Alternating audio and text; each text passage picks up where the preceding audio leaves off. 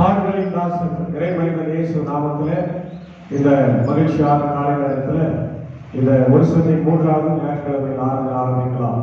நமது ஆரம்பம் பிதா குமாரன் பரிசுத்த ஆவியின் திரிய நாமத்தில் உள்ளது. ஆமென். கர்த்தரை நோக்கி மனதால் படித்து ஜெபம் செய்வோம். பாடுகளின் தாசனே, சிலுவை நாயகனே, எங்களுக்காக கல்வாரி சிலுவையிலே பாடுபட்டு ரத்தம் சிந்தி மறித்து உயிர்த்திருந்தவரே ஸ்தோத்திரிக்கிறோம். மீண்டுமா இந்த 2025ஆம் ஆண்டில் ஆண்டவரே வருஷத்துல உம்முடைய பாடுகளை ஆண்டவரை துன்பங்களை ஒரு செய்கூட கர்த்தாவை நினைத்து பார்த்து உமக்கு நன்றி செலுத்தவும் எங்கள் வாழ்க்கையை மாற்றிக்கொள்ளவும் என் தேவன் எங்களுக்கு கிருபை செய்வதற்காக நன்றி செலுத்துகிறோம். இந்த நாளிலும் உடைய இறை வசனத்தை வழியாக எங்களை சந்தித்தருளும். நாங்களும் மனதிருந்தி சிலுவை நேராக எங்கள் வாழ்க்கையை அமைத்துக் கொள்ள கர்த்தரை உதவி செய்யும். அதே நீ மறைத்து பேசும் பலப்படும். நாளின் இறை செய்தி பாட வேலை திருமறை பகுதிகளை வாசிக்கிறவர்கள் செம வேலை எல்லாவற்றையும் ஆசிர்வதி வந்து கொண்டிருக்கிற மக்களை ஏற்றவர்களை கொண்டு வந்து சேர்த்துள்ளோம். வர முடியாத இருக்கிற மக்களை தேவனாவே இந்த ஒளிபெருக்கின் வழியாக சந்திக்க வேண்டும் என்று சொல்லியிருக்கோம். தோப்பு முதல் முடிவு மட்டுமாய் இறை வசனத்தை கிடைக்கட்டும். இந்த நாளிலே இந்த ஆராதனைக்காக உதவி செய்த என்னுடைய அருமையான கர்த்தாவே அன்புக்குரிய பொருளர் என்னுடைய ஜானங்களுக்காகவும் குடும்பத்திற்காகவும் நன்றி செலுத்துகிறோம். வெளியே சென்றிருக்கிற நம்மளுக்குரிய செயலர் ஆண்டவரை சார்பாக சார்பாக நன்றி செலுத்துகிறோம். ஆசிரியரை பலப்படுத்தும். தலைவருக்காக பொறுப்பாளர்களுக்காக இந்த கோரிக்கைகளை செய்வதற்காக ஜெபிக்கிறோம். இந்த பணிகளை செய்கிற போது இந்த கிருபை கொடுத்திருக்கிறது. வந்திருக்கிற மாணவர்கள் வாலிபர்கள் குழந்தைகள் யாவை தேவனை எடுத்து பயன்படுத்தும். இறைமையினர் இயேசுவின் மூலம் ஜெபிக்கிறோம். ஜெபம் கேளும் நல்ல பிதாவே. ஆமென். நாம் ஆராதனைக்கு ஆரம்பமாக கடவுளை துதிக்கும்படியாக 60வது ஞான பாடலை பாடுவோம். பூலோகத்தாரே யாவரும் கர்த்தாவில் களி கூறுங்கள் என்ற ஞான பாடல் 60வது ஞான பாடல்.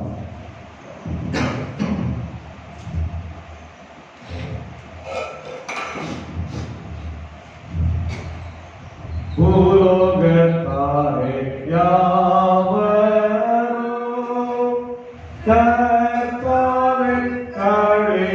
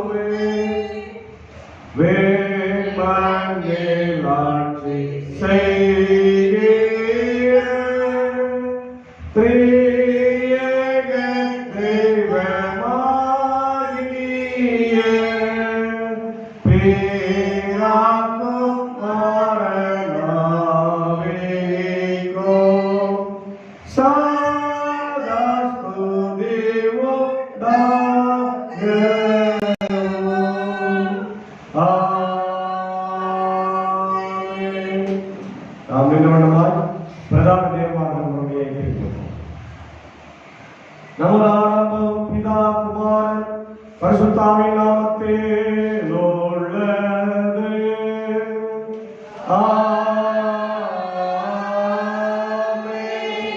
கர்த்தருக்குள் பிரியமானவர்களே, நமது பிதாவாகிய கடவுளினால் கபடற்ற இருதயமுள்ளவர்களாய் ஆண்டி சேர்ந்து நமது பாவங்களை அவருக்கு அறிக்கையிட்டு அவைகளை மன்னிக்க நமது இரட்சகராகிய இயேசு கிறிஸ்துவின் நாமத்தில் அவரை இன்று கேட்போம்.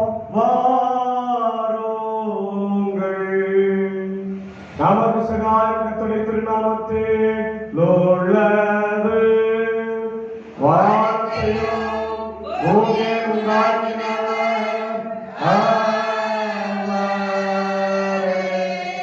என் வீடுகளில் கர்த்தருக்கு அறிக்கையிடுவேன் என்று தேவனே என் பாவத்தின் தோஷத்தை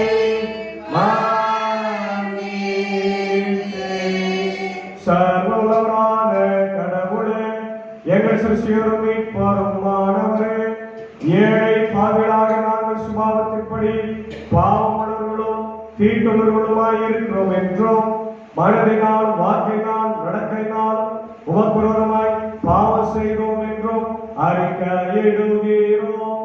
ஆதலால் எங்கள் ஆண்டவராகிய இயேசு கிறிஸ்துவை நியமித்த நீர் உம்மை அலங்கரித்து நடக்க அளவிலான அடக்கமுள்ள கடவுளே, எதிர்க்கும்படி வணக்கம் கொடுத்த ஒரே எங்கள் பாவங்களை நாம் மன்னிப்பருளும் இந்த கிருபையினால் நாங்கள் நித்தியத்தை சொந்தத்தில் கொள்ளும்படி உம்மையும் மனிதமையான அறிவை மிக அசத்துமையான கீழ்ப்பதையும் பரிசுத்தாவியை கொண்டு எழுதியை அறிவுறுத்தல வேண்டும் என்று எல்லாராகிய இயேசு கிறிஸ்து மூலமாய் மகிழ்ச்சியுள்ளோம். ஆமென். சர்வவல்லவரான பரமபிதாவாகிய கடவுள் நமக்கு வழங்கினார். அவர் தமது ஒரே பிதாவான குமாரனை நமது பாவங்களுக்காக மரணத்திற்கு ஒப்புக் கொடுத்து அவர் நிமித்தம் நமது பாவங்களை மன்னிக்கிறார். அவர் நாமத்தில் விசுவாசம் உள்ளவர்களுக்கு கடவுளின் பிள்ளைகளாகும்படி அதிகாரம் கொடுத்து அவர்களுக்கு தமது பரிசுத்த ஆவியை தந்து அருள்வதாய் வாக்குத்தத்தம் பண்ணினார். விசுவாசம் உடையவனாய் ஞான ஸ்நானம் பெற்றவன் ரட்சிக்கப்படுவான். கர்த்தாவே, எங்கள் அனைவருக்கும் கிருபை செய்தருளும்.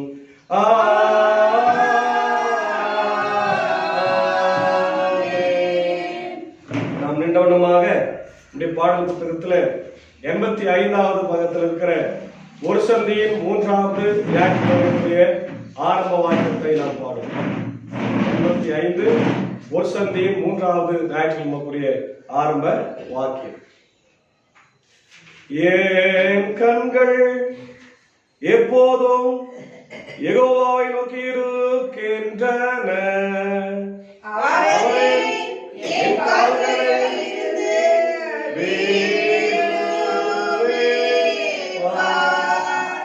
என் முகமாய் திரும்பி எனக்கு இறங்கி யாரோளோ நான் தனித்தவன்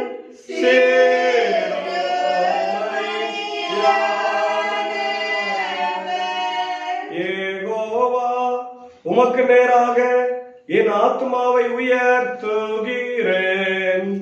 என் கடவுளே, உம்மில் நம்பிக்கை வைத்திருக்கிறேன். நான் வெட்கத்துக்கு ஆளாதபடி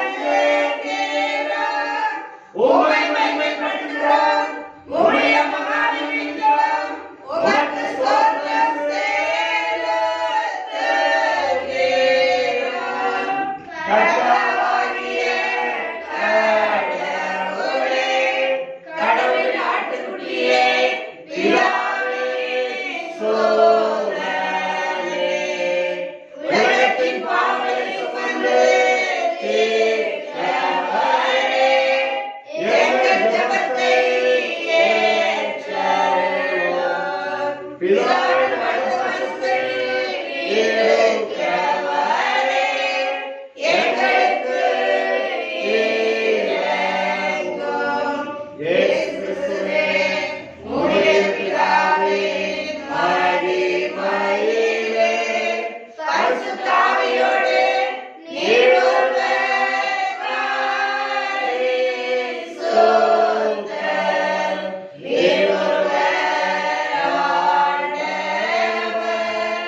நீர் ஒருவர் உன்னதமானவராய் இருக்கிறீர்.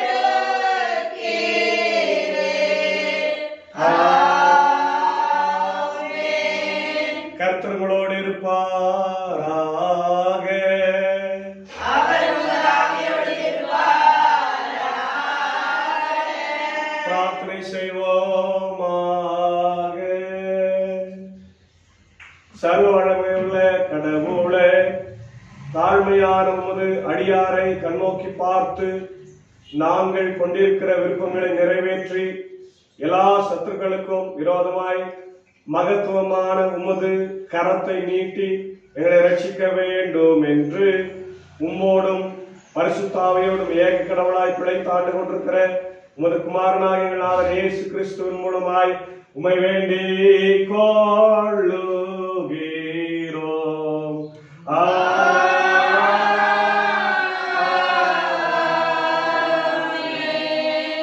அமர்வோம். ஒரு சந்தியின் 3வது ஞாயிற்றுக்கிழமைக்குரிய திருமறை பகுதிகளை நம்ம படித்து கேட்போம். முதல் திருமறை பகுதி சங்கீதம் 85.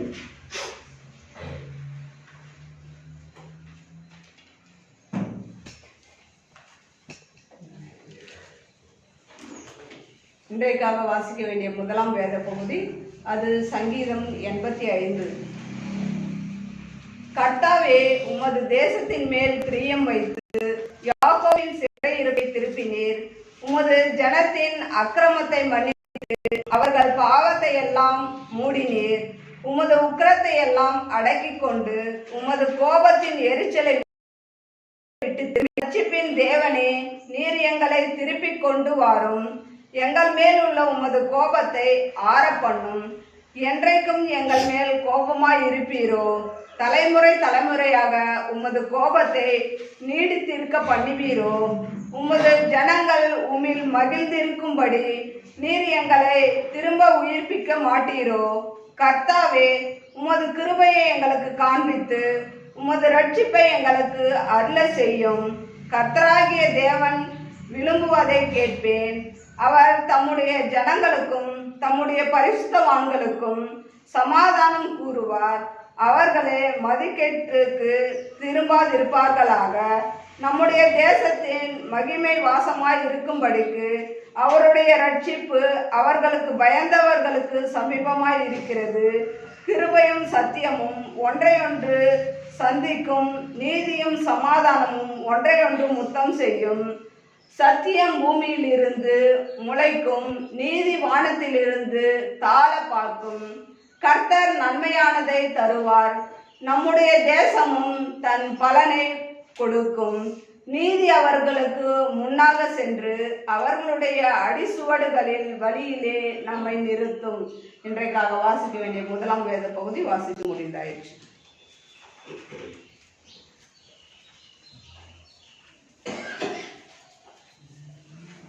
இதற்காக வாசிக்க வேண்டிய 2ஆம் வேத பகுதி எசேக்கியேல் 33ஆம் அதிகாரம் வசனங்கள் 7 முதல் 20 முடிய.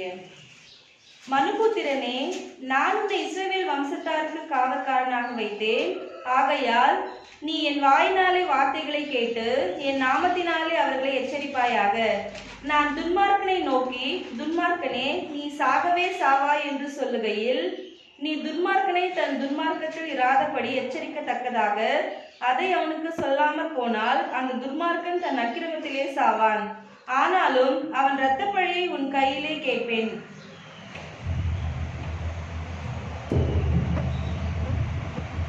துன்மார்க்கன் தன் வழியை விட்டு திரும்பும்படி நீ அவனை எச்சரித்ததும் அவன் தன் வழியை விட்டு திரும்பாமற் போனால் அவன் தன் அக்கிரமத்திலே சாவான். நீயோ உன் ஆத்துமாவை தப்புவிப்பாய். மனுபுத்திரனே, நீ இஸ்ரவேல் வம்சத்தாரை நோக்கி, எங்கள் துரோகங்களும் எங்கள் பாவங்களும் எங்கள் மேல் இருக்கிறது.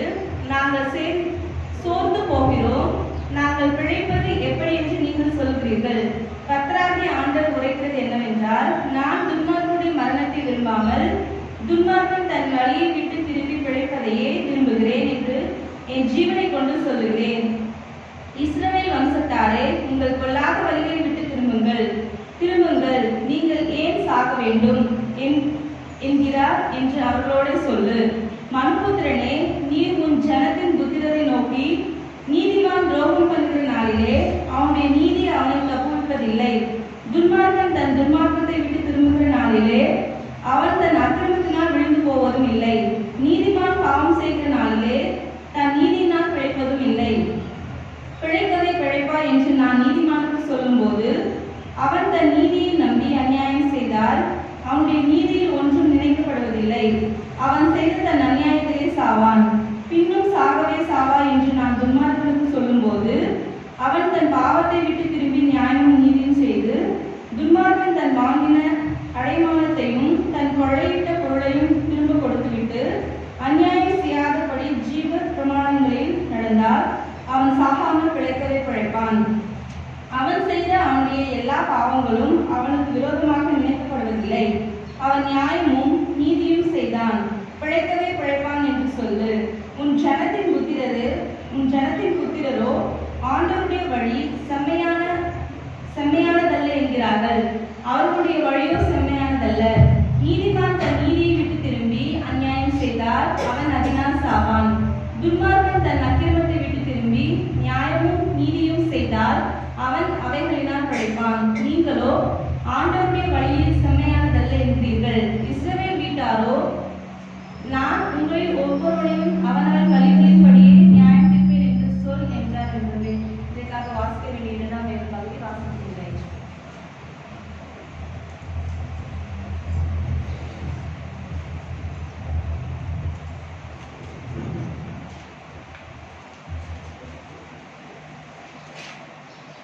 இன்றைக்காக வாசிக்க வேண்டிய நிருப பகுதி 1 கொரிந்தியர் 10ஆம் அதிகாரம் வசனங்கள் 1 முதல் 13 வரை.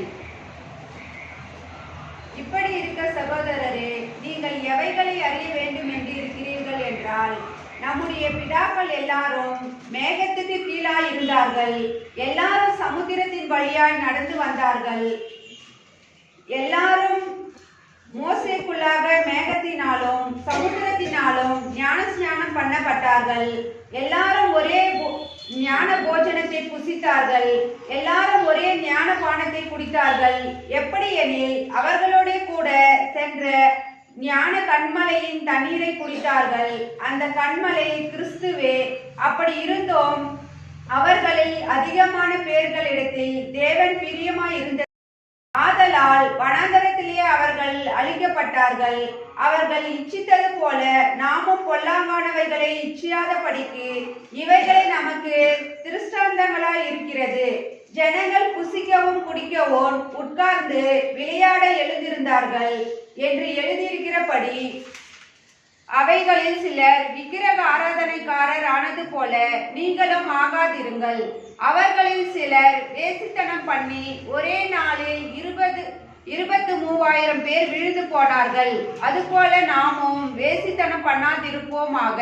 அவர்களில் சிலர் கிறிஸ்துவை பரீட்சை பார்த்து பாம்புகளால் அழிக்கப்பட்டார்கள். அதுபோல நாமும் கிறிஸ்துவை பரீட்சை பாராதிருப்போமாக.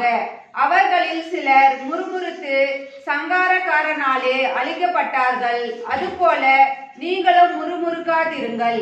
இவை எல்லாம் திருஷ்டாந்தங்களாக அவர்களுக்கு சம்பவித்தது. உலகத்தின் முடிவு காலத்தில் உள்ள நமக்கு எச்சரிப்பு உண்டாகும்படி எழுதப்பட்டும் இருக்கிறது. இப்படி இருக்க தன்னை நிற்கிறவன் என்று எண்ணுகிறவன் விழாதபடிக்கு எச்சரிக்கையாய் இருக்க கடவன்.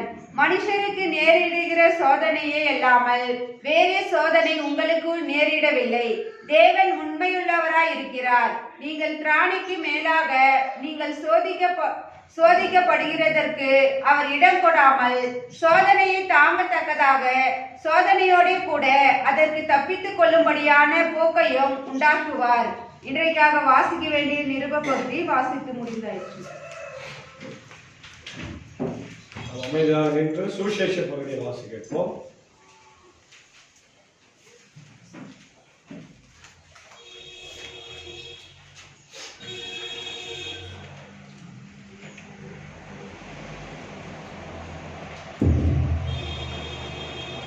இன்றைக்காக வாசிக்க வேண்டிய சுவிசேஷ பகுதி லூக்கா 13ஆம் அதிகாரம் 1 முதல் 9 வரை.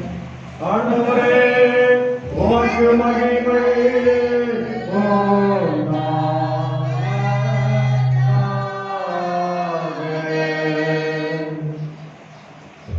இன்றைக்காக வாசிக்க வேண்டிய சுவிசேஷ பகுதி லூக்கா 13ஆம் அதிகாரம் 1 முதல் 9 வரை.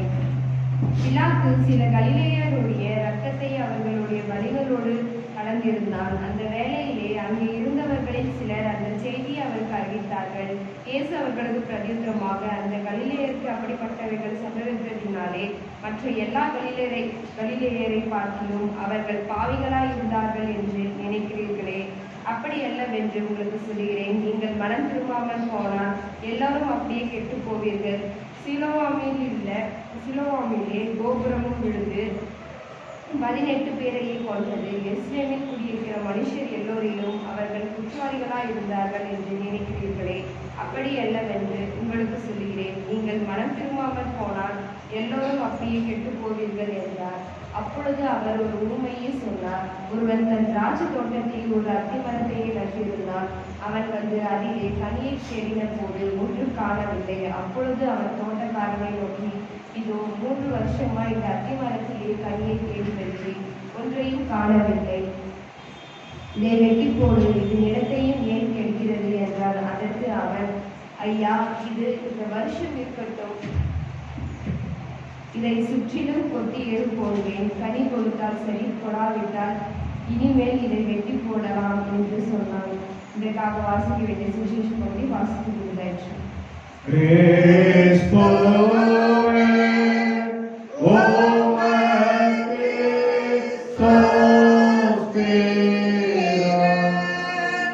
தேவனுடைய பிள்ளைகளே, இந்த ஆண்டும் இயேசு கிறிஸ்துவுடைய பாடுகளையும் அவருடைய துன்பத்தையும் சிலுவை பாடுகளையும் சிந்திக்கின்றன.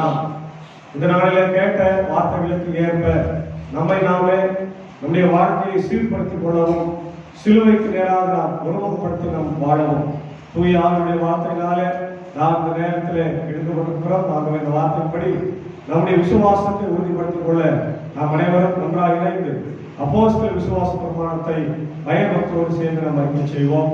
பரலோகத்தின் உலகத்தையும் படைத்த சர்வத்துள்ள பிதாவாகிய விசுவாசிக்கிறேன். அதை ஒரே தியானமாக விசுவாசிக்கிறேன். ஆவிகளை கர்ப்பத்தில் வைத்து கனிமரியாதத்தில் பிறந்து முதலாளர்கள் பாடுபட்டு சிறுவராக மறிக்கப்பட்டார். பாதாளத்தில் இறங்கி 3ஆம் நாள் மறித்தொழுந்து வீட்டிருந்தார். பரமண்டலத்தில் சர்வத்துள்ள பிதாவாகிய கடந்த வலதுபாசத்தில் வீற்றிருக்கிறார். அவர் அந்த உயிரோடு மருத்துவரை நியாயம் தருவார். பரிசுத்த ஆவிகளை விசுவாசிக்கிறேன். பொதுவாக பரிசுத்த கிறிஸ்தவ சபை பரிசுத்த ஐக்கியம் பாவமணி சரீரம் வைத்திருந்தோம். நிச்சயம் உங்களை விசுவாசிக்கிறேன். ஆமென். நாம் அமர்ந்து 226வது ஞான பாடலாகிய என் அருளாதா இயேசுவே சிலுவை காட்சி பார்க்கையில் என்ற ஞான பாடலை நாம் சேர்ந்து கொள்வோம். 226வது ஞான பாடல்.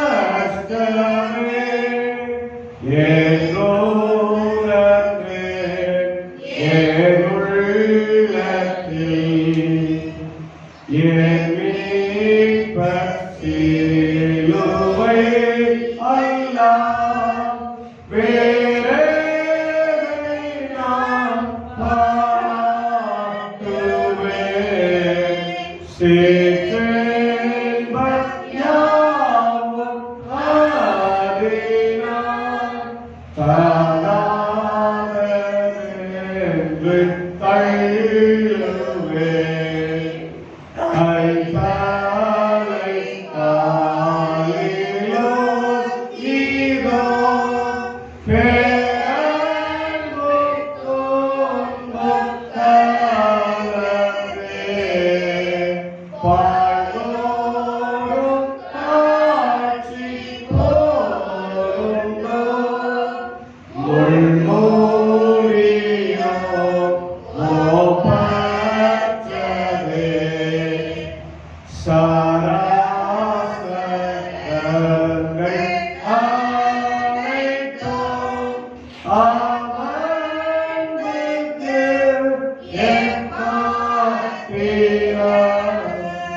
என் ஜீவன் சுகம் செல்வமும் என் நேசருக்கு பாக்கியம் வானத்து மீட்பன்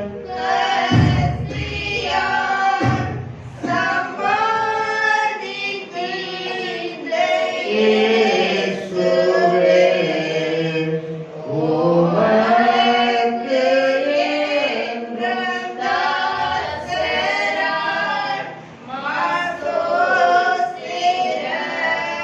உண்டாகவே. ஆமென்.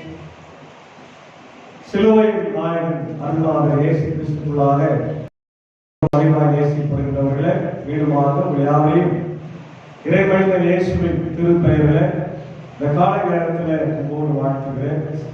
உங்களுக்கு என்னுடைய அன்பின் வாழ்த்துக்களை சோதனை எல்லாருக்கும் தெரிவித்துக் கொள்கிறேன்.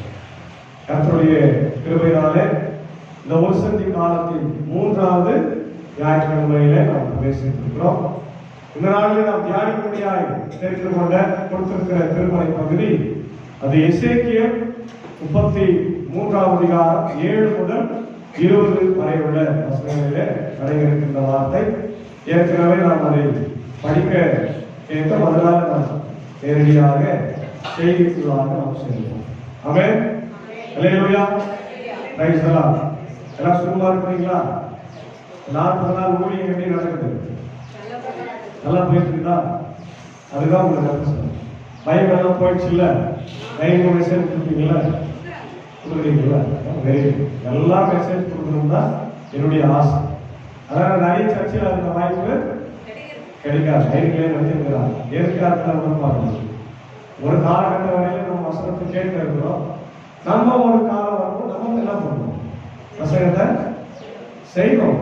ஆமா, அப்பதான் நமக்கு பைபிள் வந்து இன்னும் மேல போய் ஆராய்ந்து படிப்பதற்கு தெரியும். நீங்க பிரசங்கம் பண்ணாத போது படிச்ச பைபிள் இப்போ உங்களுக்கு வித்தியாசம் இருக்கு. நீங்க 2 முறை படிக்கும் போது அதை நீங்க எழுதி பார்க்கணும். அதனுடைய என்னென்ன முக்கியமான வார்த்தைகள் வருது, அந்த பிரசங்கம் பண்ணும்போது என்ன வார்த்தைகள் சொல்லலாம், இந்த மாதிரி நிறைய உங்களுக்கு தோணும் இல்லையா? அதனால உங்களுக்கு சொல்லணும். உங்களை நீங்க வளர்த்துக்கிறதுக்கு இந்த 40 நாட்கள் நிச்சயமாக உபயோகமா இருக்கும். எந்த மாற்று கருத்துல. அதனால வாய்ப்பு கிடைக்கிறவங்களுக்கு எல்லாரும் நீங்க என்ன பண்ணுங்க, அந்த வாய்ப்பை நீங்கள் பயன்படுத்திக் கொள்ளுங்க. அதே போல 7 வார்த்தைக்கு தயாரா இருக்கிறவங்களுக்கு ஏற்கனவே நோட்ஸ் கொடுத்துருக்கிறாங்க. அதுல என்ன சந்தேகம் தான் என்ன கேளுங்க. உங்களுக்காக ஒரு நாள் நான் கற்றுக் கொடுக்குறேன். அது நீங்க என்ன பண்ணணும், அது எல்லாத்தையும் இருக்கிறதெல்லாம் சொல்லக்கூடாது. ஒரு சில பாயிண்ட்ஸை மட்டும் நீங்க என்ன பண்ணணும், நோட்ஸ் எடுத்துக்கிட்டு ஒரு 7 to 10 நிமிஷம் அவ்வளவுதான் உங்களுக்கு டைம். சரியா? ஏன்னா முன்னுரை இருக்குது, முடிவுரை இருக்குது, ஜபங்கள் இருக்குது, 7 பாட்டு வருது. அதனால நீங்க அதை சுருக்கமாக ஆய்வு பண்ணுங்க. மற்ற அதே போல பரிசுத்த வாரத்தில் இருக்கிறவங்க கூட என்ன பண்ணுங்க, ஆய்வு பண்ணும்படி உங்களோடு கேட்டுக்கொள்கிறேன். உங்களுடைய நாம் செய்திக்கு கடந்து செல்வோம். இந்த நாளுக்குரிய செய்தியினுடைய அழைப்பு என்னன்னா, துன்மார்க்கன் அழிந்து போகாதபடி தன் வழியை, பொல்லாத வழியை விட்டு திரும்பி ஆண்டவரிடத்தில் வரும்போது அவன் என்ன பண்ணலாம்? கவனிக்கிறீங்களா? துன்மார்க்கன் தன் பொல்லாத வழியை விட்டு திரும்பி கர்த்தரிடத்தில் அவன் திரும்பி வருகிற போது அவன் என்ன பண்ணான்? காப்பாற்றப்படுகிறான். அவனுக்கு வாழ்வு இருக்கிறது. அல்லேலூயா. யார் துன்மார்க்கன்? துன்மார்க்கன் யாரு? பாவம் செய்கிறவன், கெட்டவன் இல்லையா? சொல்றோம் இல்லையா, ரொம்ப கெட்டவன் சார், கெட்ட பையன் சார், ரொம்ப கெட்டவன். யாரு? மற்றவங்களை சொல்லாதீங்க, எப்பவுமே நம்ம தான் சொல்லுங்க. நம்ம தான் ரொம்ப கெட்டவன். எல்லாரையோட யார் முதல்ல கெட்டவன்? நான் தான். என்னுடைய பாவத்துக்கு, என்னுடைய அக்கிரமத்துக்கு, என்னுடைய பொல்லாப்புக்கு காரணம் நான் செய்த பாவத்துக்கு இன்னொருத்தர், என்னுடைய சகோதரன், என்னுடைய மனைவியோ, என்னுடைய பிள்ளைகளோ எனக்கு காரணமா இருக்க மாட்டான். நான் தான் என்னுடைய பாவத்துக்கு காரணம் நான் தான் என் பாவத்துக்கு பொறுப்பாளி. I am the responsibility. I am the responsible person. அதனால நம்முடைய மிஸ்டேக்ஸ்க்கெல்லாம் நம்ம மற்றவங்களை காரணமா சொல்லவே கூடவே.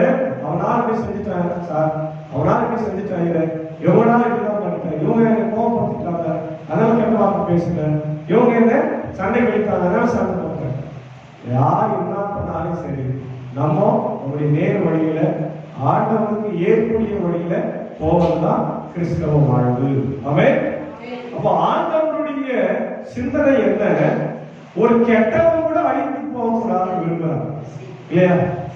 பொதுவாக நம்ம என்ன நினைப்போம், நீதிமான்கள் தான் பரலோகத்துக்கு போவாங்க, நீதிமான் தான் ஆண்டவனுடைய வாழ்வை பெற வேண்டும் என்று அவர் விரும்புகிறாரு அப்படின்னு நினைப்போம். இல்லை, ஆண்டவனுடைய அந்த சிந்தனையை வித்தியாசமா இருக்கு. அவர் என்ன சொல்றாரு? நீதிமான்களை அல்ல, யார் அழைக்க வந்தேன்? பாவிகளையே அழைக்க. அப்போ நீங்க கேட்கலாம், அப்ப என்ன நீதிமான வாழ்ந்துருக்கிறேன், ஆலயத்துக்கு வர வசனத்தை கேட்கிறேன், நாற்பது எடுக்கிறேன், உத்தமனா பேருக்கெல்லாம் அறிவாரு.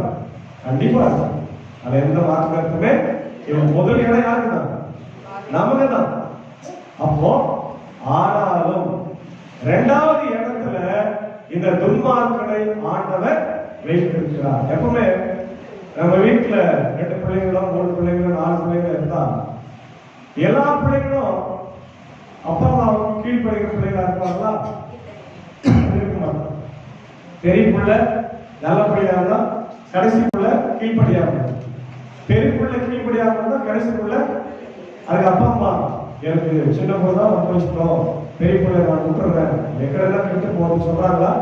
சும்மா வார்த்தைக்கு தான் சொல்லுவாங்க, அது சும்மா வாய் வார்த்தை. ஆனா மனசுல அந்த மாதிரி எண்ணமே எல்லா பிள்ளையும் நல்லா இருக்கணும். அதான் தாயுடைய தந்தையுடைய, அதான் ஆண்டவருடைய குணமா இருக்கும். நமக்கே நம்ம பிள்ளைங்க மேல அவ்வளவு அன்பா இருக்கணும்னா பரலோகத்துல இருக்கிற பிதா நம்ம விட்டுருவாரா?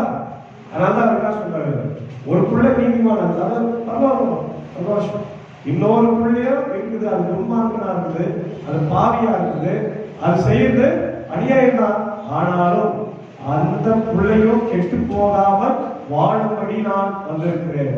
பாவிகளையே ரட்சிக்க கிறிஸ்து உலகத்தில் வந்தார். வைத்தியர்களுக்கு பிணியாளிகளுக்கு தான் வைத்தியம் தேவை, யாருக்கு தேவை? சுகமா இருக்கிறவங்களுக்கு வைத்தியம். நம்ம கூட ஜுரமா வந்தாதான் ஹாஸ்பிட்டலுக்கு போறோம், வயிற்று வலி வந்தாதான் ஹாஸ்பிட்டலுக்கு போறோம், உடம்பு சரியில்லைன்னா ஹாஸ்பிட்டலுக்கு போறோம், உடம்பு சரி நல்லா இருந்துச்சுன்னா நம்ம போவோம். அது போல ஆண்டவர் சொல்றாரு, பிணியாளிகளுக்கு தான் வைத்தியம். அப்போ அதான் இந்த எசேக்கியேல் புத்தகத்துல 33ஆம் அதிகாரத்துல நமக்கு ஆண்டவர் கற்றுக் கொடுக்கிற பாடமா இருக்கு. இந்த எசேக்கியேலை பற்றி நம்ம கொஞ்சம் பார்த்தோம்னா, இவருடைய காலகட்டம் 593 BC-லிருந்து 566 BC-ல அவர் ஊழியம் செய்திருக்கிறார். இஸ்ரவேல் மக்களுக்கு ஊழியம் செய்திருக்கிறார். எசேக்கியேல் அப்படின்னா என்ன அர்த்தம் தெரியுமா? God is my strength. கடவுள் என்னுடைய பலனாய் இருக்கிறார். பவுல் சொன்னார் இல்லையா, என்னை பலப்படுத்துகிற கிறிஸ்துவினாலே எல்லாவற்றையும் செய்ய பலன். ஓ நான் எசேக்கியேல் இல்ல நம்ம ஊர்ல இல்ல, யாரும் இல்ல, எசேக்கியேல் இருக்கிறாங்களா? யாரு? அப்பா எசேக்கியேல் இல்ல. எசேக்கியேல் அப்படின்னா என்ன அர்த்தம்னா கர்த்தர் என் பலன் அப்படின்னா, கர்த்தர் என் பலன். ஒவ்வொரு பேருக்கு அர்த்தம் இருக்கு. பழைய ஏற்பாடு சரி, புதிய ஏற்பாடு, பைபிள்ல பேருக்கு ஒவ்வொரு பேருக்கு அர்த்தம். இப்ப எசேக்கியேல் என்று சொன்னால் கர்த்தர் என் பலன் என்றார். கர்த்தருடைய பலத்தினால எசேக்கியேல் அவருக்கு ஊழியத்தை செய்திருக்கிறார். அது மட்டும் இல்ல, அவர் எங்கெல்லாம் ஊழியம் செய்தார்னா 2 இடத்துல ஊழியம் செய்தார். இஸ்ரவேல் மக்கள் யூதாவுல அவங்க இருக்கிறாங்க, கொஞ்சம் பேர் எங்க போயிட்டு இருக்கிறாங்க, பாபிலோனில் சிறையிருப்பில் இருக்கிறார். நேபுகாத்நேச்சர் என்ன பண்ணாரு, எருசலேம் ஆலயத்தை அழிக்கும் போது கொஞ்சம் பேர் என்ன பண்ணாரு, சிறையிருப்புக்கு கொண்டு போனாரு. கொஞ்சம் பேர் இங்கே இருக்கிறாங்க, இன்னும் கொஞ்சம் பேர் பயந்து என்ன பண்றாங்க, இஸ்ரவேல் நாட்டில் இல்லாம பல இடங்களில் சிதறி போயிட்டாங்க இல்லையா? அப்படி கொஞ்சம் பேர் தான் இந்தியாவுக்கும் வந்தாங்க, பல நாடுகளுக்கு போனாங்க. இந்தியாவுக்கும் வந்து இப்போ கேரளாவில் ஒரு இடத்துல அவங்க இருக்கிறாங்க, மட்டாச்சேரி அப்படிங்கிற ஒரு இடத்துல அவங்க இருக்கிறாங்க. அவங்க ஜபாலை, யூத ஜபாலை அதெல்லாம் இருக்கு. முடிஞ்சா எங்க டூர் போவாங்க, அங்க போனா நல்லது. அந்த யூத ஜெபாலயத்துல அந்த வழக்கமான ஆராதனை எப்படி நடந்தது அதை நம்ம பார்க்கறதுக்கு முடியும். 10 கற்பனைகள்லாம் எபிரேய பாஷையில பைபிள்லாம் அவங்களுக்கு இருக்கு. அதை நம்ம பார்த்தா ரொம்ப நல்லா இருக்கும். அப்போ எசேக்கியேலுடைய நாட்களில அவர் யூதாவையும் ஊழியம் செய்தாரு, பாபிலோனிலும் போய் ஊழியத்தை செய்தார். 2 இடத்துல கொஞ்சம் வித்தியாசம் இருக்கு. சொந்த நாட்டில் இப்ப நம்ம எப்படி இருக்கிறோம்? ஓரளவுக்கு சமாதானமா மகிழ்ச்சியா இருக்கும் இல்லையா? இங்க நம்ம பசங்க கேட்கும்போது சந்தோஷமா இருக்கும். இது நம்ம வேற ஒரு நாட்டில் இருக்கிற ஒரு தீவிர கொண்டு போய் ஜெயில அடிச்சுக்கிறாங்க. அப்போ ஒரு ஐந்து வந்து நம்ம பசங்க பண்ணுவாங்க. அப்படி எப்படி பண்ணுவாங்க? எல்லாம் மகிழ்ச்சியா இருக்காங்க, எழுத டான்ஸ் ஆடுங்க அப்படின்னு சொல்லிருப்பாங்க. நமக்கு விடுதலையை பற்றி தான் அவங்க பேசுவாங்க. நீங்க எப்படின்னா விடுதலை ஆகணும், அதுக்கு நான் ஜெபம் பண்றேன் இல்லையா, அப்படின்னா ஆயத்தமாகுங்க அப்படின்னு தான் சொல்லுவாங்க இல்லையா? அதுதான் எசேக்கியேல் யூதாவில் இருக்கிற மக்களுக்கு உங்களுக்கு நல்ல ஆட்சி வர தொடர்பாதுங்க அப்படின்னு சொன்னாரு. பாபிலோன்ல போய் நீங்க விடுதலை ஆவீங்க, உங்களுக்கு சீக்கிரமா விடுதலை வரும் அப்படின்னு சொல்றாரு. எசேக்கியேலுடைய வாழ்க்கையை பாருங்க. எசேக்கியேல் 1ஆம் அதிகாரம் 1-3. கர்த்தருடைய வார்த்தை எனக்கு உண்டாக்கி அவர் மனுபுத்திரனே, நீ உன் ஜனத்தின் புத்திரரோடு பேசி அவர்களோடு சொல்ல வேண்டியதாவது, நான் தேசத்தின் மேல் பண்டிகையை வர பண்ணுகையில் தேசத்தின் ஜனம் தங்கள் எல்லைகளில் உள்ள ஒருவனை அழைத்து அவனை தங்களுக்கு காவல்காரனாக வைத்த பின்பு இவன் தேசத்தின் மேல் பட்டயம் வருவதைக் கண்டு எக்காலம் ஊதி ஜனத்தை எச்சரிக்கும் போது எக்காலத்தின் சத்தத்தை கேட்கிறவன் அதை கேட்டும் எச்சரிக்கையாய் இராமல் எச்சரிக்கை செய்கின்றவனாக எசேக்கியேல் இருக்கிறார். இல்ல வாட்ச்மேன், இங்கிலீஷ்ல வாட்ச்மேன். என்ன வாட்ச்மேனுடைய வேலை என்ன?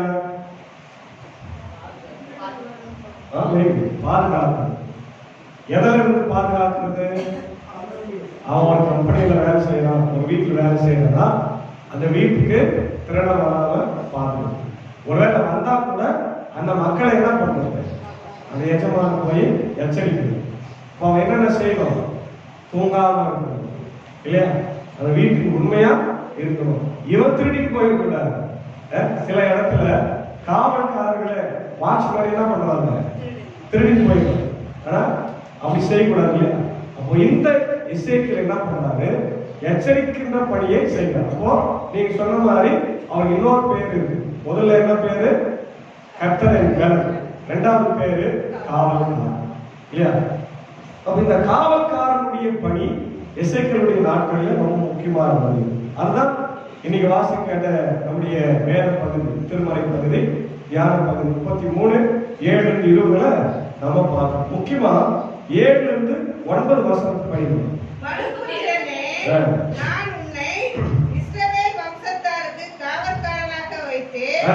ஆகையால் நீ என் வாயினாலே வார்த்தையை கேட்டு என் நாமத்தினாலே அவர்களை எச்சரிப்பாயாக. நான் துன்மார்க்கரை நோக்கி இப்போ எசேக்கியேல் வசனத்தை சொல்ல போறார். யார்கிட்ட இருந்து பெற்று சொல்றாரு? அவரா சொல்ல. எப்பவுமே நல்லா கவனிங்க. போன வாரம் கூட நம்ம எரேமியாவுடைய ஊழியத்தை பார்த்தோம். தீர்க்கதரிசிகள்னா யாரு? வாய். கடவுளுடைய வாயா செயல்படுறவங்க தான் தீர்க்க. அதனால அவங்களுக்கு பேரு என்ன? The mouthpiece of God. mouthpiece.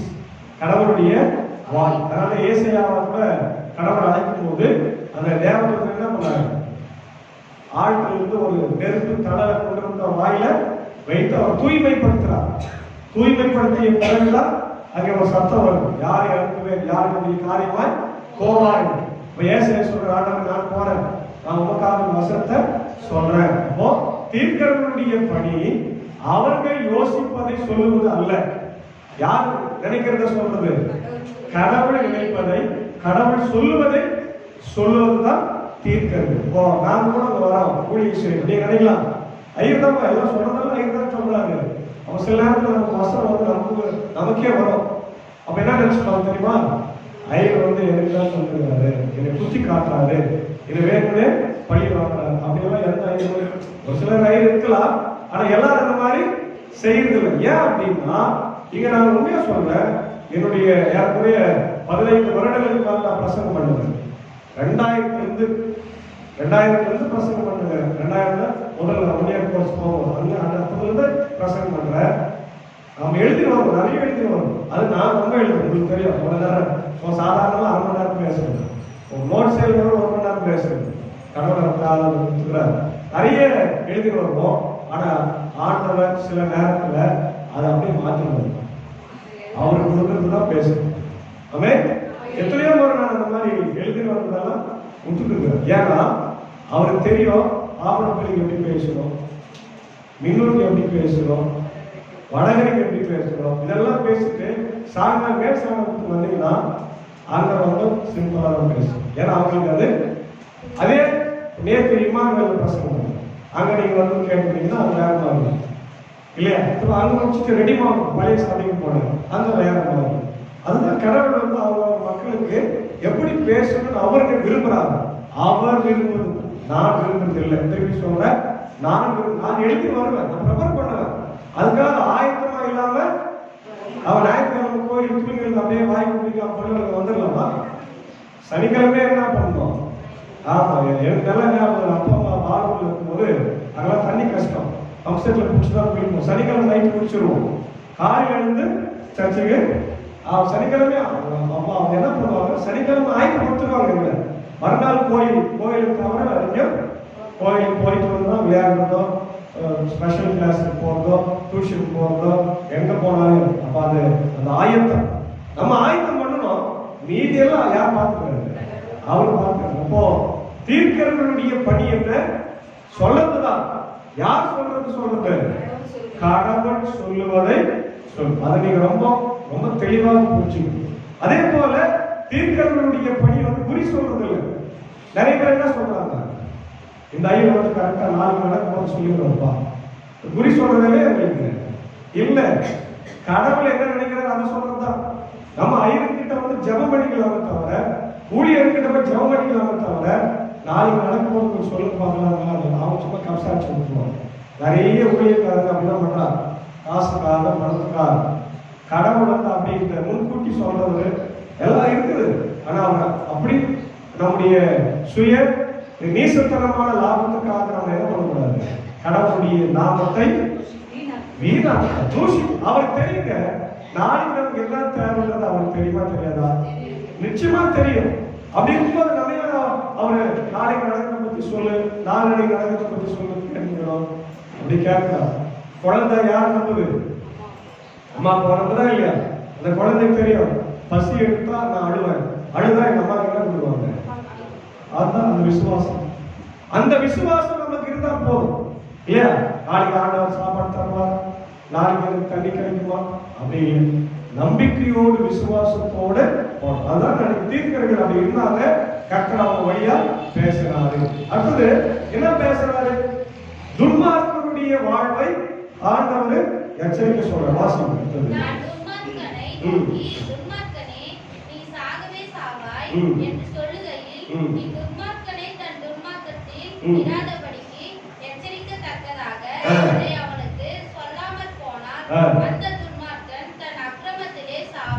நல்லா கவனிங்க, நீதிமான்களுக்கு மட்டும் வசனத்தை சொல்றது இல்லை.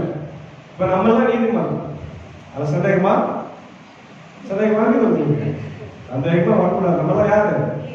ஏன்? இயேசுவின் ரத்தத்தினால. அல்லேலூயா.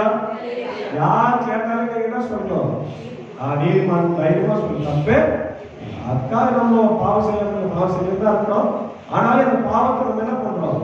ஆண்டவருக்கு அறிக்கை செய்து திருவிருந்தின் வழியாக நம்ம பாவம் மன்னிப்பு பெறுகிற போது நம்ம கழுவப்படும். கழுவப்பட்டதுனால நம்ம நீதிமான்கள் இல்லையா?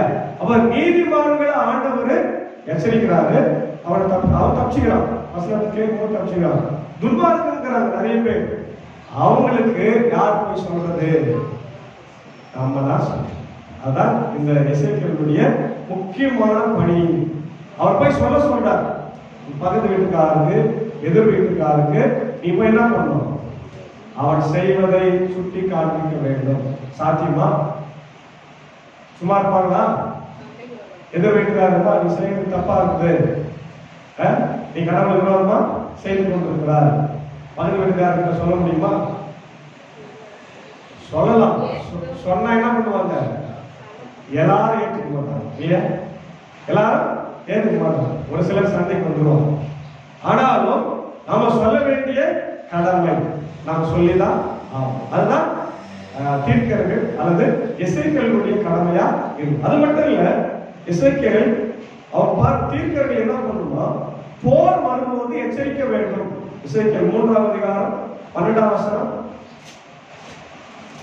3:12 வாசனம். அப்பொழுது ஆவி என்னை உயர எடுத்துக்கொண்டது, கர்த்தருடைய ஸ்தானத்தில் இருந்து விளங்கிய அவருடைய மகிமைக்கு ஸ்தோத்திரம் உண்டாவதாக என்று எனக்கு பின்னாக கூப்பிட்ட மகா சத்தத்தின் இரைச்சலை கேட்டேன். சரி, 1 சாமுவேல் 14ஆம் அதிகாரம் 16ஆம் வசனம் படிங்க. 1 சாமுவேல் 14:16 பழைய ஏற்பாட்டுல 14:16. பென்யமீன் நாட்டிலுள்ள கிபியாவிலே சவுலுக்கு இந்த ஜாமக்காரன் பார்த்து, அவனுக்கு பேர் என்ன? காவல்காரன். ஜாமக்காரன் நைட் வாட்ச்மேன், நைட்ல இருக்கிறவன். இதோ அந்த ஏராளமான கூட்டம் கலைந்து ஒருவர் மேல் ஒருவர் விழுகிறதை கண்டார்கள். அப்பொழுது சவுல் தன்னோடு கூட இருக்கிற ஜனங்களை நோக்கி, நம்மிடத்திலிருந்து போனவர்கள் யார் என்று இலக்கம் பாருங்கள் என்றான். அவர்கள் இலக்கம் பார்க்கிற போது இதோ யோனத்தானும் அவன் ஆயுததாரியும் அங்கே இல்லை என்று கண்டார்கள். போருக்கு ஆயத்தமா இருக்கணும்னு சொல்லுவாங்க. ஒரு சிலர் வந்து நைட் வாட்ச்மேன் மாதிரி இருக்கிறவங்க மலை மேல இருப்பாங்க. போர் அரசன் போர் நாட்டுக்கு எடுத்துட்டு வரும்போது இவங்க என்ன பண்ணுவாங்க, எக்காலங்களை ஊதி மக்களை எச்சரிப்பாங்க. இதுதான் வாட்ச்மேன் அல்லது காவல்காரன், சாமக்காரனுடைய பணியா இருக்கிறது. அப்போ இன்னைக்கு நம்முடைய வாழ்க்கையில நாமும் கர்த்தருடைய வசனத்தை எல்லா மக்களுக்கும் சொல்லி அவருடைய வருகைக்கு ஆயத்தப்படுத்துகின்றவர்களாய் இருக்க வேண்டும். ஒருவேளை அப்படி நம்ம சொல்லும் போது நமக்கு என்ன வரும்? பாதிப்புகள், பிரச்சனைகள், எதிர்ப்புகள் வரும். ஏன் சில நேரத்தில் மரணமே கூட எல்லாவற்றையும் சந்திக்கணும். ஆனா நீ அப்படி சொல்லல அப்படின்னா என்ன ஆகுமா? எசேக்கியேல் 33:10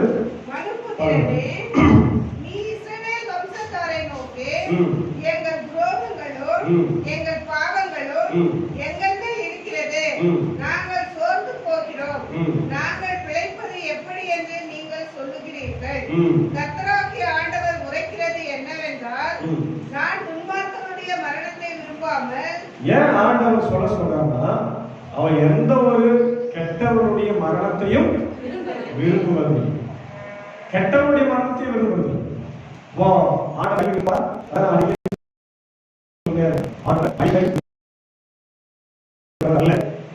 அழிவை விரும்புகிறவர் ஆண்டவரே இல்லை. ஆனா நிறைய பேர் நம்மளுக்கு என்ன சொல்லிடுறாங்க, ஆண்டவர் அழிக்கிறவரு கோபம், ஆனா அவர் அழிக்கிறவரு இல்லை, வாழ்வை இல்லையா?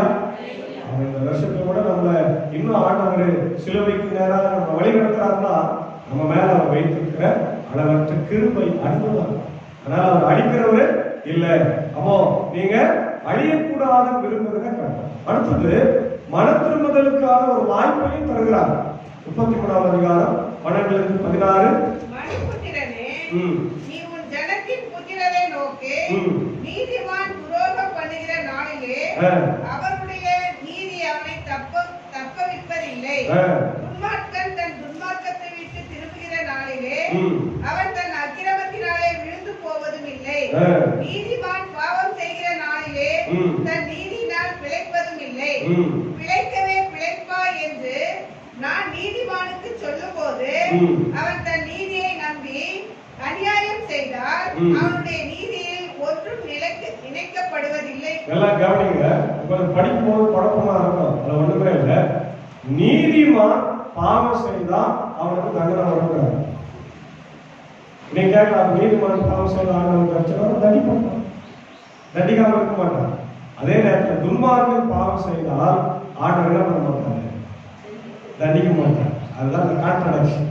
அவன் கேட்கல, என்ன ஆண்டவர் அவ்வளோ என் மேல கோபம் இல்லை. ஏன்னா நீ ஏசாமியை தெரிஞ்சுக்கிற, அவர் யாரும் தெரிஞ்சுக்கிது நீ பாவம் செய்தவன விட மாட்டான். ஆனா துன்மார்க்கனுக்கு தெரியாது ஆண்டவரை பத்தி. அவன் பாவம் செய்யறான், அவனை மன்னிக்கிறார். திருப்பி ஒரு வாய்ப்பு கொடுத்து அவனுக்கு மனம் திரும்புவதற்கான ஒரு வாய்ப்பை தருகிறார். அப்போஸ்தலர் 11ஆம் அதிகாரம் 18ஆம் வசனம். புதிய அப்போஸ்தலர் 11:18. இவைகளை அவர்கள் கேட்டபொழுது அமர்ந்திருந்து, அப்படியானால் ஜீவனுக்கு ஏதுவான மனம் திரும்புதலை தேவன் புறஜாதியாருக்கும் அருள் செய்தார் என்று சொல்லி தேவனை மகிமைப்படுத்தினார்கள். புறஜாதியாரும் மனம் திரும்பி இருக்கிறார். புதிய ஏற்பாடு பார்த்தீங்கன்னா நம்ம எல்லாருமே யார் தான்? புரியாது. நம்ம எவ்வளவு படத்துல ஏற்படுமா இல்ல. உலகத்துல நம்பர் 1 ஜாதி வந்து என்ன? உயர்வான ஜாதி வந்து யூத ஜாதி தான்.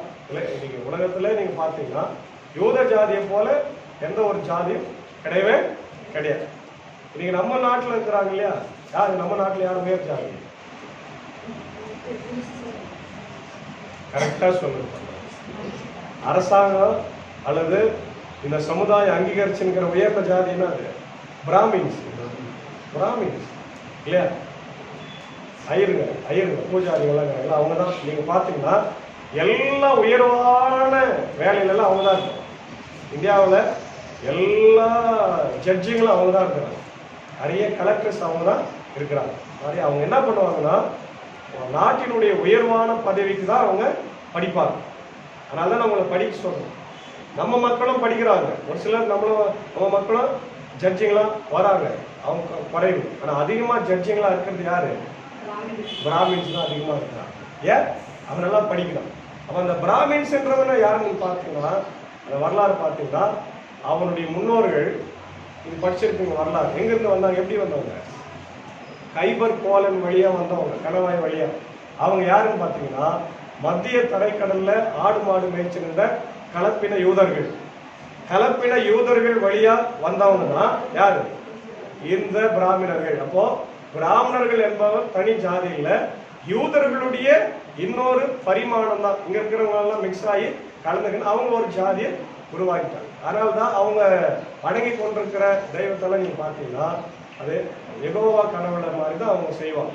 பழைய ஏற்பாட்டில் இருக்கிற எருசலேம் கோயில் வடிவத்துல தான் அந்த கோயிலுடைய சர்ச் நம்முடைய இந்து கோயிலெல்லாம் இன்னைக்கு வடிவமைக்கப்பட்டிருக்கிறது. எருசலேம் கோயில் எப்படி இருக்கும்? 3 விதமா பிரிக்கப்பட்டிருக்கிறோம். சர்ச் மாதிரி தான் நம்ம அதே மாதிரி தான் கட்டி இருக்கிறோம்.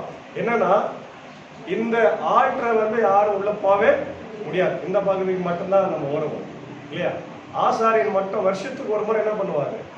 பண்டிகை காலத்துல உள்ள வந்து பலி செலுத்துறதோ ப்ரேயர் பண்றதோ அப்பதான் வருவாரு. அப்ப இந்த ஸ்கிரீன் இருக்கும், அந்த ஸ்கிரீனை திறப்பாங்க.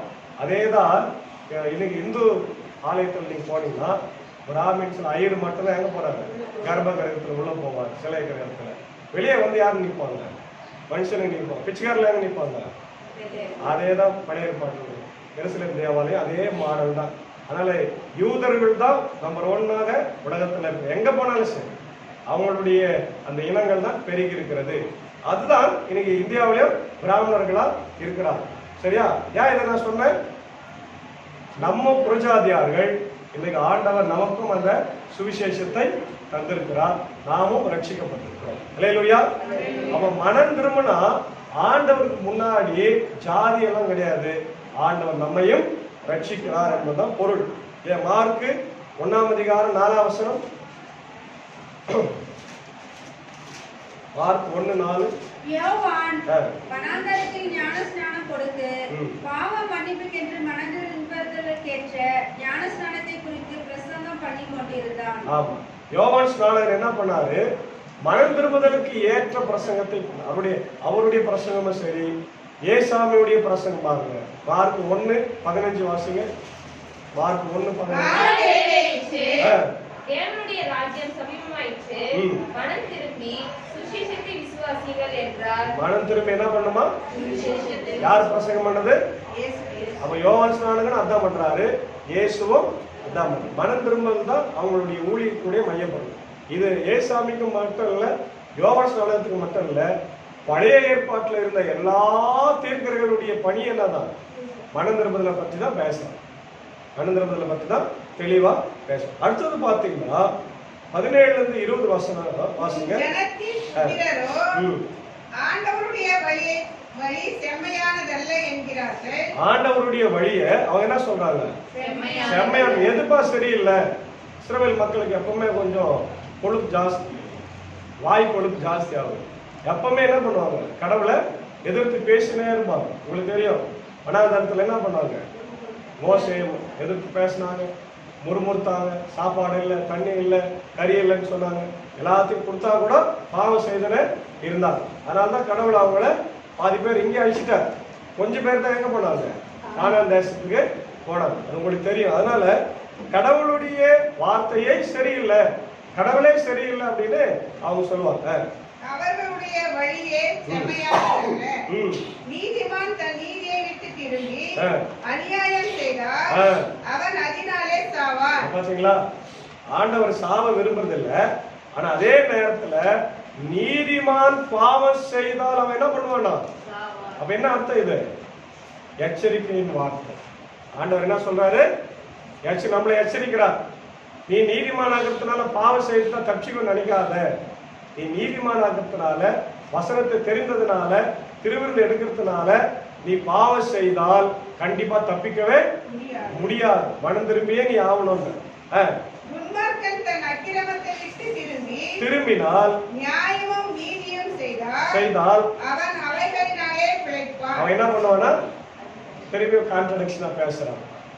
நீதிமான் பாவம் செய்தா சாவான், துன்மார்க்கன் தன் அக்கிரமத்திலிருந்து திரும்பி வந்தால் பிழைப்பான். அதுதான் கடவுளுடைய ஆசீர்வாதம். அப்போ தனித்தனி மனிதனுடைய ரெஸ்பான்சிபிலிட்டி, தனி மனிதனுடைய வாழ்க்கையில நம்ம செய்யற காரியத்துக்கு நாம் தான் பொறுப்பு ஏற்க வேண்டும். மற்றவங்க என்னுடைய பாவத்துக்கு காரணம் அப்படின்னு நம்ம சொல்லவே கூடாது. அதான் தனி மனிதனுடைய ஒழுக்கமா இருக்கிறது. அதே எசேக்கியேல் 5ஆம் அதிகாரம் 18ஆம் அதிகாரம் 5 முதல் 9 வசனங்கள் படிங்க. ஒருவர் நீதிமானாய் இருந்து நியாயத்தையும் நீதியும் செய்து மலைகளின் மேல் சாப்பிடாமலும் இஸ்ரவேல் வம்சத்தாரின் கரங்களான விக்கிரகங்களுக்கு நேராக தன் கண்களை ஏறெடுக்காமலும் தன் அயலானுடைய மனைவியை தீட்டுப்படுத்தாமலும் தூர ஸ்திரீயோடு சேராமலும் ஒருவனையும் ஒடுக்காமலும் கொள்ளையிடாமலும் இருந்து கடன் வாங்கினவனுக்கு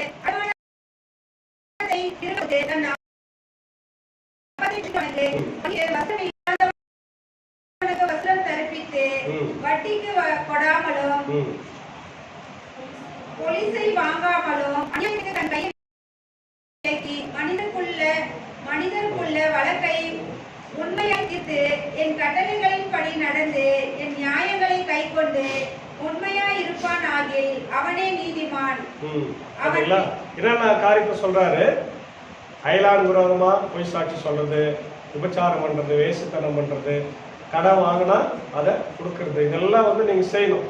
செய்யலைன்னா உங்களுக்கு என்ன வரும்? தண்டனை தீர்ப்பு வரும் என்று ஆண்டவர் சொல்றார். இரண்டாவது, உபாகமம் 5ஆம் அதிகாரம் 9ஆம் வசனம் படிங்க.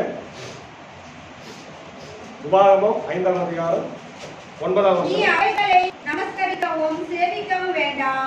உன் தேவனாகிய கர்த்தராய் இருக்கிற நான் எரிச்சையுள்ள தேவனாய் இருந்து என்னை பகைக்கிறவர்களை குறித்து பிதாக்களுடைய அக்கிரமத்தை பிள்ளைகளின் 3ஆம் 4ஆம் தலைமுறை மட்டும் விசாரிக்கிறவராய் இருக்கிறேன். என்னிடத்தில் அன்பு கூர்ந்து என் கற்பனைகளை கைக்கொள்கிறவர்களுக்கோ 1000 தலைமுறை மட்டும் இரக்கம் செய்கிறவராய் இருக்கிறேன். யோவான் 5ஆம் அதிகாரம் 28 29.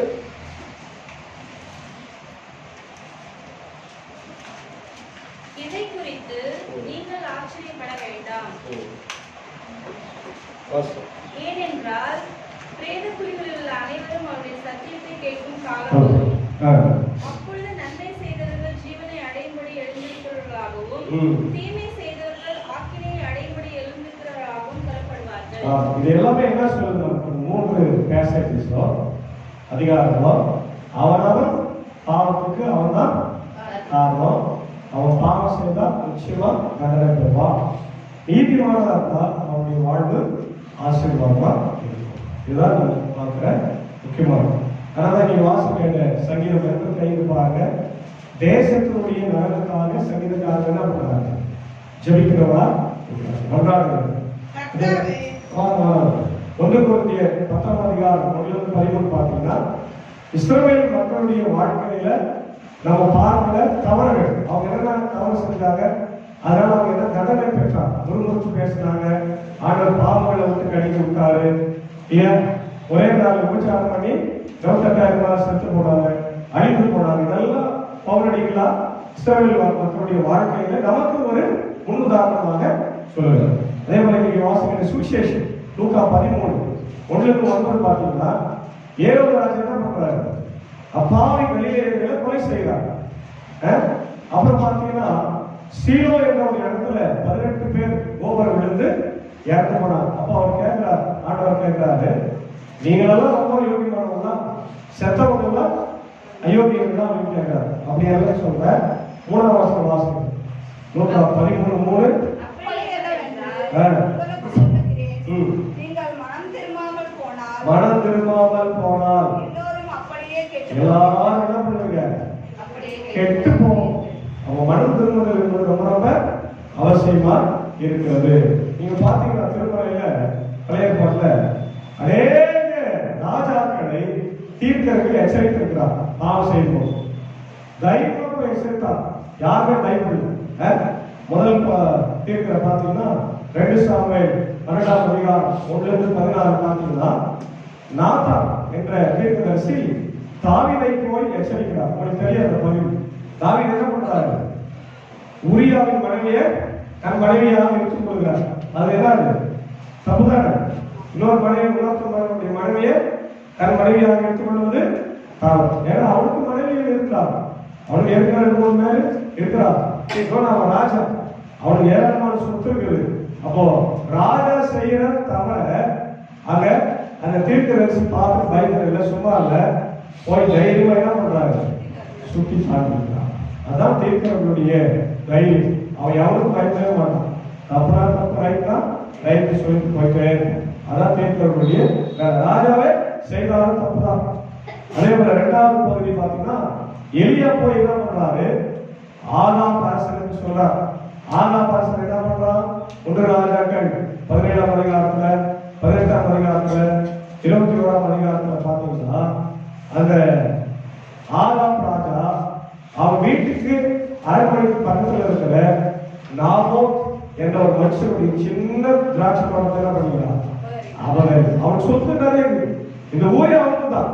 ஆனா அவன் என்ன பண்றான், ஒரு ஏழையுடைய சொத்து அபகரிக்கிறதுனால ராஜா எல்லாம் ஒண்ணுதான் எடுத்து சொல்லிட்டாரா, ராஜா நீ செய்யறது தப்புன்னு சொன்னார். அவன் மனத்திறல எளியாவை மறக்கிறான். எளியா பையன் ஓடுறாரு, திருப்பி ஆண்டவர் சந்திச்சு அவன் நீ வந்துருக்க, நீ திருப்பி ஊருக்கு போன சொல்றாரு. ஒரு திருப்பி போய் அவன் ஆகாம பார்த்து எசபெல் காரியமாக சொல்றான், நீங்க மனம் திரும்பணும்னா நீங்க நாம கொலை பண்ணிட்டீங்க, அவன் கொலை பண்ணிடலாம், கொலை பண்ணி அவன் எடுத்துக்கிறான். கொலை பண்ணதுனால உங்க 2 பேருடைய ரத்தத்தை இந்த ஊர்ல இந்த அரண்மனையில நாய் தைரியமா சொன்ன. முதல்ல பயந்து ஓடனவன் அப்புறம் என்ன பண்ணான், பாவம் செய்த ராஜாவா கடவுள் விடவே மாட்டாங்க, நீதிமானாக விட்டுருவாங்க. ராஜாவா இருந்தாலும் பாவம் செய்த விடவே. அடுத்தது பார்த்தீங்கன்னா ஏசாயாவை பார்க்கணும். ஏசாயா 7ஆம் அதிகாரம் 1-25 8ஆம் அதிகாரத்தை பார்க்கிறோம். ஆகாஸ் என்ற அரசனுக்கு தைரியமாய் போய் ஏசாயா சொல்றான். அதே போல போன வாரம் எரேமியா நிறைய அரசர்களுக்கு சொல்றாரு. 22ஆம் அதிகாரம் 36ஆம் அதிகாரம் யோயாக்கீம் என்ற அரசனுக்கு சொல்றாரு. ஆமோஸ் அரசன் பார்த்தீங்கன்னா ஆமோஸ் தீர்க்கதரிசி யெரொபெயாம் என்ற அரசனுக்கு போய் சொல்றார். ஆமோஸ் 7ஆம் அதிகாரத்துல நம்ம பார்க்கிறோம். அதுக்கப்புறம் மீகா 3ஆம் அதிகாரம் பார்த்தீங்கன்னா எசேக்கியா என்கிற அரசனுக்கு போய் அப்போ தீர்க்கர்கள் மக்களுக்கு சொன்னாங்க, இஸ்ரவேல் மக்களுக்கும் நீங்க செய்து பாவம், கடவுளை விட்டு நீங்க போறீங்க, ஆண்டவருக்கு வாங்க சொன்னாங்க. அதே நேரத்துல ராஜாக்கள் செய்ததையும் அவங்க சும்மா பார்த்தது, அவங்களையும் போய் கண்டித்தார்கள். புதிய ஏற்பாட்டில் பார்த்தீங்கன்னா எல்லா அப்போஸ்தலர்கள், எல்லா ஆண்டவருடைய ஊழியக்காரர்கள், இயேசுவை எல்லாரும் என்ன பண்ணாங்க, எச்சரித்தாங்களா இல்லையா? எச்சரித்ததுனால ஏசாமியை சிலுவையில் அறைந்தாங்க. ஆண்டவர் யார் அடிக்கடி எச்சரித்தார், கடுமையாக பேசினார், பரிசேயர் சதுசேயர் வேதபாரர் இல்லையா? அவங்கெல்லாம் யாரு, பெரிய பணக்காரர்கள், நிறைய படிச்சவங்க, எருசலேம் தேவாலயத்தில் பெரிய பொறுப்புல இருக்கிறவங்க, அரசாங்கத்தில் பணி செய்கிறவங்க. அவங்கள பேசுறாங்க. அதனால அவங்க என்ன பண்ணாங்க, எல்லாம் ஒன்றா கூடி சரகரி சங்கம் எல்லாம் ஒன்றா கூடி இயேசு சிலுவையில அறைய வேண்டும் இருக்கிறார். அதுக்கு அவருடைய சித்தம். அவர் சிலுவையில் அறையப்பட்டாதான் நமக்கு என்ன கிடைக்கும், மீட்பு கிடைக்கும். அது வேற ஒரு ஆன்மீகம். ஆனால் உலக பிரகாரத்தின்படி அவங்க என்ன பண்ணாங்க, திட்டமிட்டு இயேசுவை சிலுவையில் கொலை செய்தார். காரணம் என்னன்னா, அவங்கள தைரியமாய் வேலை செய்து தப்புடான்னு சொல்லி ஆண்டவர் எச்சரித்தார். அதே போல யோவான் ஸ்நானகன் பாருங்க, நீங்க தெரியும் உங்களுக்கு யோவான் ஸ்நானகன் யார் எச்சரித்தாரு? மத்தேயு 14:3-4 வாசம். மத்தேயு 14:3-4. ஏரோது தன் சகோதரனாகிய பிலிப்புவின் மனைவி ஏரோதியாள் நிமித்தம் யோவானை பிடித்து கட்டி காவலில் வைத்திருந்தார். பாத்தீங்களா, ஏரோது ராஜா என்ன பண்ணாரு, தன் சகோதரன் மனைவி பிலிப்பினுடைய மனைவி ஏரோதியாவை தன் மனைவியாக வைத்துக் கொண்டார். யோவான் ஸ்நானகன் பார்த்து அது அரசர் பார்த்து போயிடலாம் சொன்னாரா? ஓய் தைரியமா சொன்ன, நீ பண்றது நீ ராஜாவா இருந்தாலும் சரி யாரா இருந்தாலும் சரி தவறு. ஆனா அதுக்கு யோவான் ஸ்நானகன் கிடைத்த பரிசு தண்டனை தான். ஆனா அதை பத்தி அவரு அவளையே, இது இயற்கை தான். இது இங்க மட்டும் இல்ல, பவுலடிகளா பேதுரு வாழ்க்கை இல்லையா, அதே போல அப்போஸ்தலர்கள் யாரா இருந்தாலும் இயேசுவை பற்றி தைரியமா சொல்லும் போது, தப்ப சுட்டி காண்பிக்கும் போது எல்லா அப்போஸ்தலர்களுக்கும் என்ன தண்டனை கிடைச்சிச்சு? மரணம் தான் தண்டனையாய் கிடைக்கும். ஆனா அவங்க சொல்லாம இருந்தாங்க, சுவிசேஷத்தை சொன்னாங்க, தப்பு செய்யறவங்களை போய் கண்டித்தாங்க, எல்லாம் செய்தாங்க. ஆனால் ஆண்டவர் இன்றைக்கு நமக்கு அந்த பெரிய பணியை தந்திருக்கிறார். என்ன பணி அது? என்ன பணி? சுவிசேஷம் சொல்லாத எப்படி சொல்லுவோம், காவல்காரனா இருக்க வேண்டும். எப்படி நம்மள யாரு? ஆமா, நம்முடைய மக்களுக்கு நம்முடைய ஆத்மாவை கணக்கு ஒப்புவிக்க வேண்டும். அந்த முதல் பணி எதுக்காக கொடுத்திருக்கிறார் ஆண்டவர்? உங்களை எல்லாம் வழிநடத்தணும். நீதிமான்கள ஆவியான விட்டுக்கூடாது. அதனாலதான் ஏன் நான் கோயிலுக்கு வர சொல்றேன், எல்லாரும் ஐயருக்காரையா சமையல் கோயிலுக்கு வாங்குறாங்க.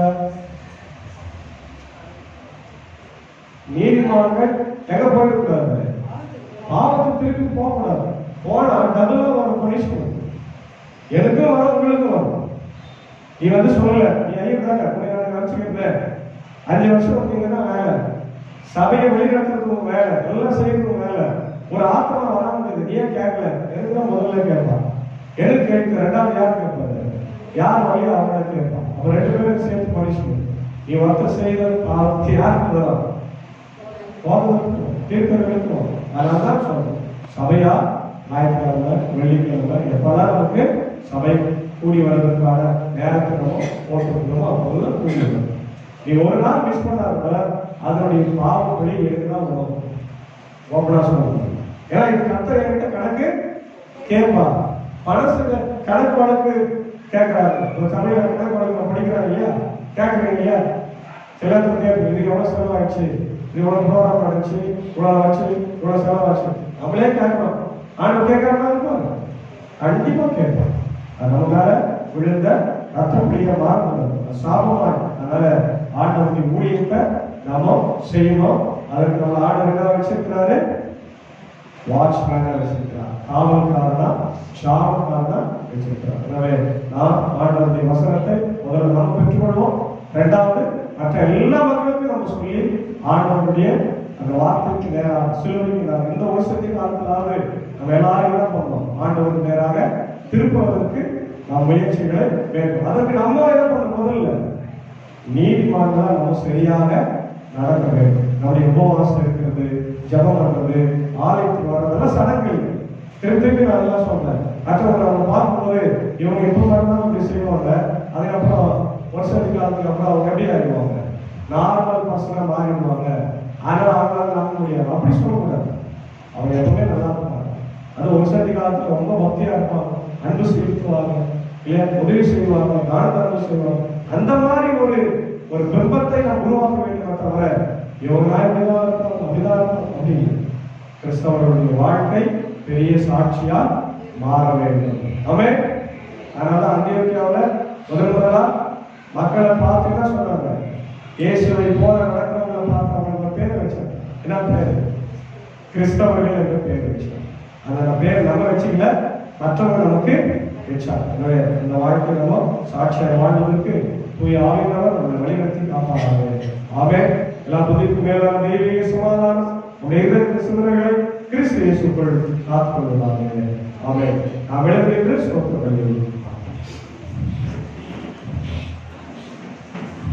கடவுளே சுத்த இருதயத்தை என்னிலே சேருஸ்தியும் இறைவனமான ஆவியை உள்ளத்திலே புதுப்பியும் உமது சமூகத்தில் நின்று என்னை தள்ளிவிடாதேயும். உமது பரிசுத்தாவியை என்னை கற்றிருந்து எடுத்துக்கொள்ளாதேயும். உமது சந்தோஷத்தை திரும்பவும் எனக்கு தாரும். உற்சாகமான ஆவி என்னை தாங்கும்படி செய்யும். ஜெபிப்போம். பாடுகளின் நாசனே, சிலுவையின் நாயகனே, மீண்டுமாக நல்ல நாளுக்காக ஸ்தோத்திரிக்கிறோம். இந்த வருஷத்தின் காலத்தை எங்களுக்கு ஆசீர்வாதமாய் தந்திருக்கிறேன்.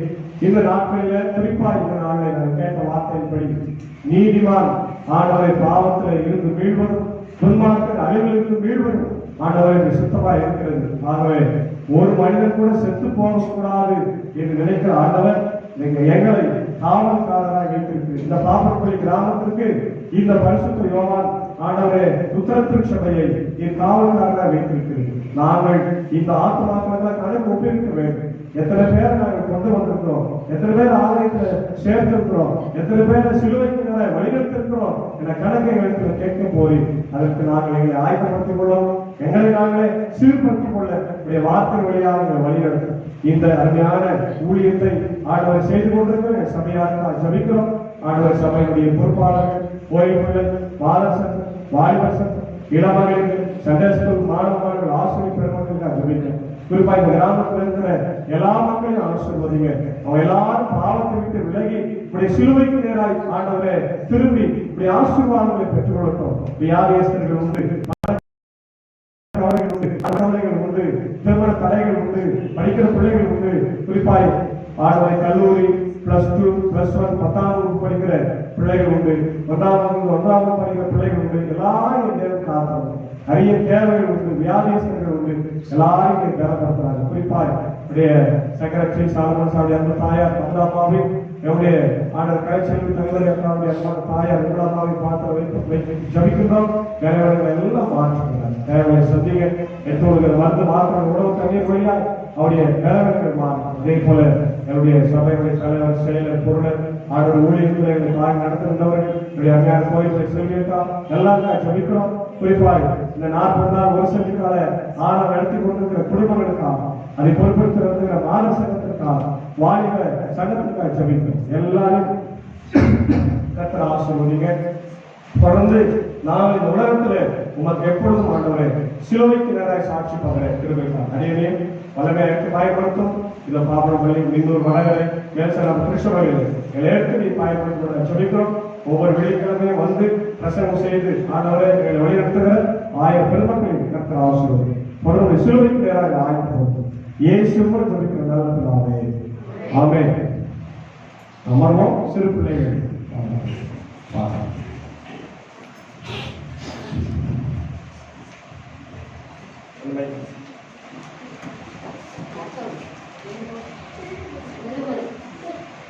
பிள்ளைங்களா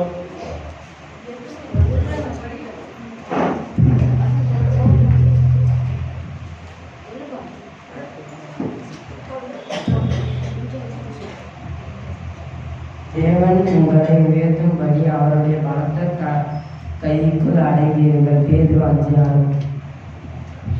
நம்முடைய பாவங்களை நாம் அறிக்கையிட்டால் பாவங்களை நமக்குள் மன்னித்து எல்லா நேரத்திலும் நம்மை சிறியெடுப்பதற்கு அவர் உண்மையும் நீதியுள்ளவராயிருக்கிறார்.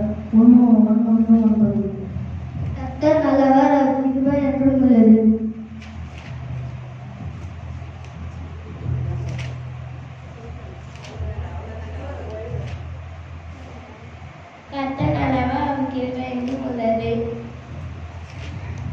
கர்த்தர் அளவான கிருபை இருந்துள்ளது.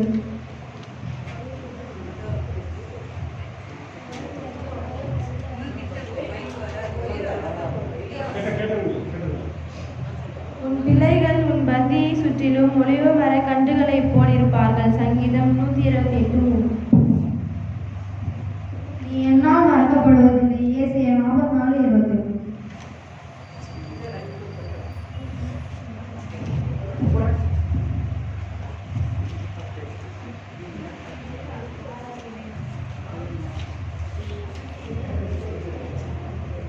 வாராவினை வந்தாலும் சோராதே மனமே, வாராவினை வந்தாலும் சோராதே மனமே, வல்ல கிறிஸ்துவுனக்கு நல்ல தாரகமே, வல்ல கிறிஸ்துவுனக்கு நல்ல தாரகமே, அழகை சதிக்கும் நீரில் வலை வீசினாலும், அழகை சதிக்கும் நீரில் வலை வீசினாலும், அஞ்சாதே இயேசுபரன் தஞ்சம் விடாதே, அஞ்சாதே இயேசுபரன் தஞ்சம் விடாதே, உலகம் எதிர்த்துனக்கு மலைவு செய்தாலும், உலகம் எதிர்த்துனக்கு மலைவு செய்தாலும், உறுதி விட்டவராதே, நெறி தவறாதே, உறுதி விட்டவராதே, நெறி தவறாதே, தன்னுயிரிந்திட்ட உன் நேசநாதர், தன்னுயிரிந்திட்ட உன் நேசுநாதர், தள்ளுவாரோ அன்பு கொள்ளவர் மீதே, தள்ளுவாரோ அன்பு கொள்ளவர் மீதே, மரணம் உருகின்ற தருணம் வந்தாலும், மரணம் உருகின்ற தருணம் வந்தாலும், அருளை விடாதே, நல்லருளை விடாதே, மருளை விடாதே, நல்லருளை விடாதே, வையகமே உனக்குரிய ஓர் நிலையோ, வையகமே உனக்குரிய ஓர் நிலையோ,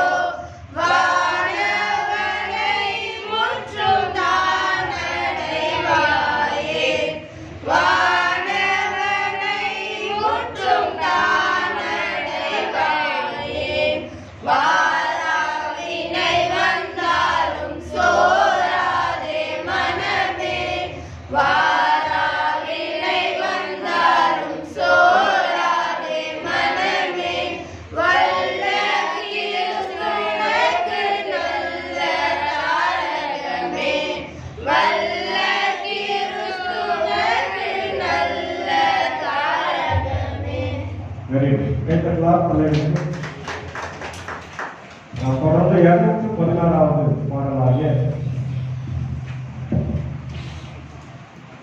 பாவினால் என்ன செய்வேன் போவே சீவன் இருக்கிறதற்காக அந்த பாடலை பாடி நாம் காணி செலுத்துவோம். 216வது பாடல். பாவினால் என்ன செய்வேன் போவே ஜீவனை விட்டதற்காய், பாவினால் என்ன செய்வேன் போவே ஜீவனை விட்டதற்காய்,